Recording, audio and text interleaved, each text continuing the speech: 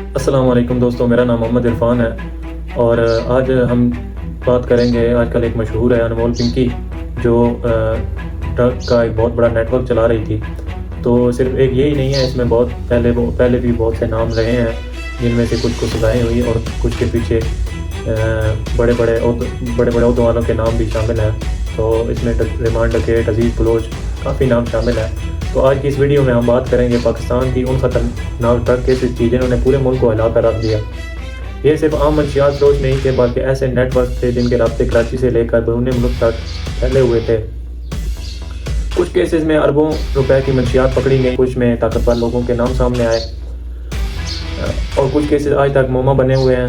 تو آخر پاکستان میں ڈرگ مافیا کتنے طاقتور ہیں، کون کون سے بڑے کیسز سامنے آئے، کس کو سزا ہوئی اور کون آج بھی آزاد گھوم رہا ہے، آج ہم سب کچھ جانیں گے. پاکستان دنیا کے ان خطوں کے قریب واقع ہے جہاں منشیات کی پیداوار سب سے زیادہ ہوتی ہے. افغانستان کے کئی سالوں سے دنیا میں افیون کی بڑی پیداوار کرنے والا ملک رہا ہے. اس وجہ سے پاکستان خاص طور پر بلوچستان اور کراچی اسمگلنگ روٹس کا اہم حصہ بن گیا. کراچی پورٹ، جہاں روزانہ ہزاروں کنٹینر آتے جاتے ہیں، کئی بار ڈرگ اسمگلنگ کیسز کی وجہ سے خبروں میں رہا. اگر کراچی کے جرائم کی بات ہو اور لیاری کا نام نہ آئے تو کہانی ادھوری رہ جاتی ہے. لیاری کبھی کراچی کا سب سے خطرناک علاقہ سمجھا جاتا تھا، جہاں گینگ واز، پتہ خور، اسلحہ اور منشیات کا کاروبار عام تھا. سب سے مشہور نام تھا ریمانڈ ڈکیٹ. یہ وہی نام ہے جو کچھ چند مہینے پہلے ہمارے پڑوسیوں نے اس پر فلم بنائی ہے پاکستان کے خلاف. تو یہی وہی ریمانڈ ڈاکو ہے. ریمانڈ ڈاکو نے لیاری میں خوف کی ایک الگ دنیا قائم کی، جس کے گینگ پر الزام تھا کہ وہ منشیات، اسلحہ اور اغوا جیسے جرائم میں ملوث تھا. بعد میں پولیس مقابلے میں ریمانڈ ڈاکو مارا گیا، لیکن کہانی ختم نہیں ہوئی. ریمانڈ ڈاکو کے بعد ایک نیا نام سامنے آیا جس کا نام تھا عزیز بلوچ. یہ شخص جلد ہی کراچی کے سب سے طاقتور گینگ لیڈر میں شامل ہونے لگا. رپورٹس کے مطابق لیاری کے کئی علاقے اس کے کنٹرول میں تھے. منشیات اور ایکسٹینشن نیٹ ورک سے اس کا نام جوڑا گیا. کراچی میں کئی سال تک خوف کی فضا قائم رہی. بعد میں عزیز بلوچ گرفتار ہوا، لیکن اس کے خلاف کیسز کئی سال تک چلتے رہے. 2010 میں ایک ایسا اسکینڈل سامنے آیا جس نے پورے ملک کو حیران کر دیا.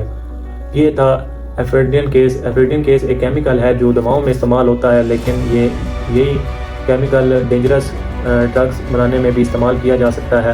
ANF کے مطابق ہزاروں کلو ایفریڈین سسپیشیس طریقے سے غائب ہوا. پھر تحقیقات شروع ہوئی اور حیران کن طور پر اس کیس میں طاقتور سیاسی شخصیات کے نام بھی سامنے آنے لگے. میڈیا پر ہنگامہ مچ گیا. لوگ پوچھنے لگے کیا پاکستان میں ڈرگ مافیا اتنے طاقتور ہیں. یہ کیس آج بھی پاکستان کی تاریخ کے سب سے کنٹروورشل اسکینڈل میں شمار ہوتا ہے. کراچی پورٹ کئی بار بڑے ڈرگ بسٹرز کی وجہ سے خبروں میں رہی. ایک کیس میں 25 کلو کوکین پکڑی گئی. پھر ایک اور کیس سامنے آیا جس میں تقریباً 47 کلو کوکین برآمد ہوئی. ANF نے اسے اپنی تاریخ کی بڑی ریکوریز میں شامل کیا. سوال یہ تھا کہ یہ کوکین پاکستان کیوں آ رہی تھی.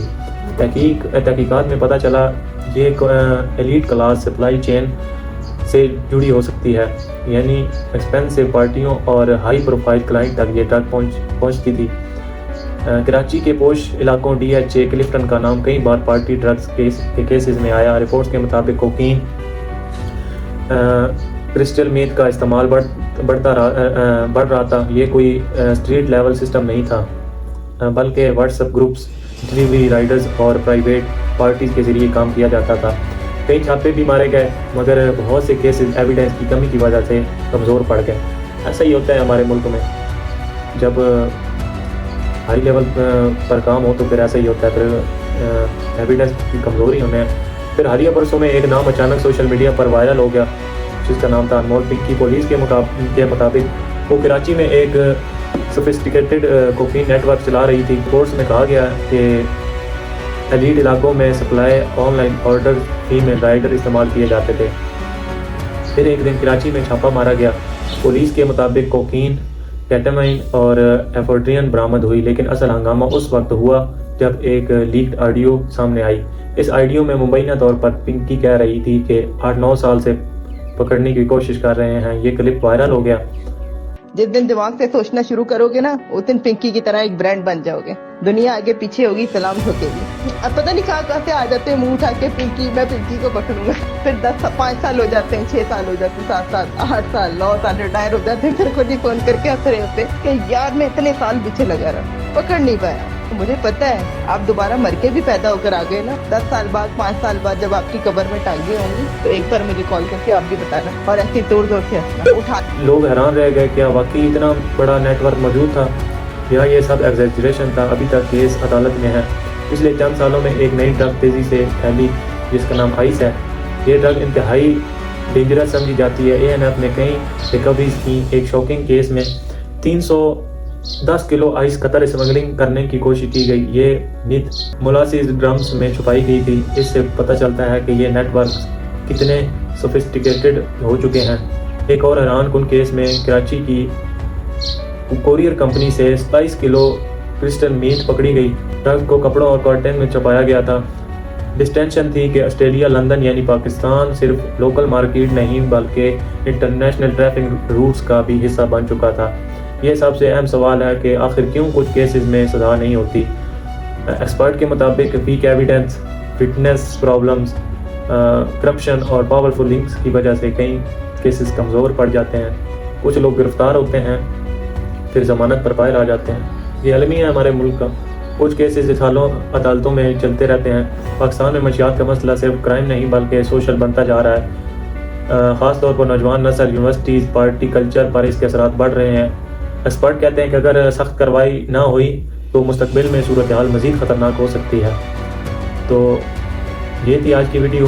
आप अपने इर्द गिर्द देखें, अपने बच्चों पर नज़र रखें कि वो किन के साथ उठ रहे हैं, किन के साथ बैठ रहे हैं, ताकि ये जो कारोबार चला रहे हैं ये जब तक कोई ख़रीदता रहेगा तो इनके कारोबार चलते रहेंगे। इनके कारोबार चलते ही तब है जब कोई ख़रीदेगा। तो ये थी आज की वीडियो पसंद आए तो लाइक करें, चैनल को सब्सक्राइब करें और बेल आइकन ज़रूर दबाएं। अगली वीडियो तक मुझे दीजिए इजाज़त। अल्लाह हाफ़िज़।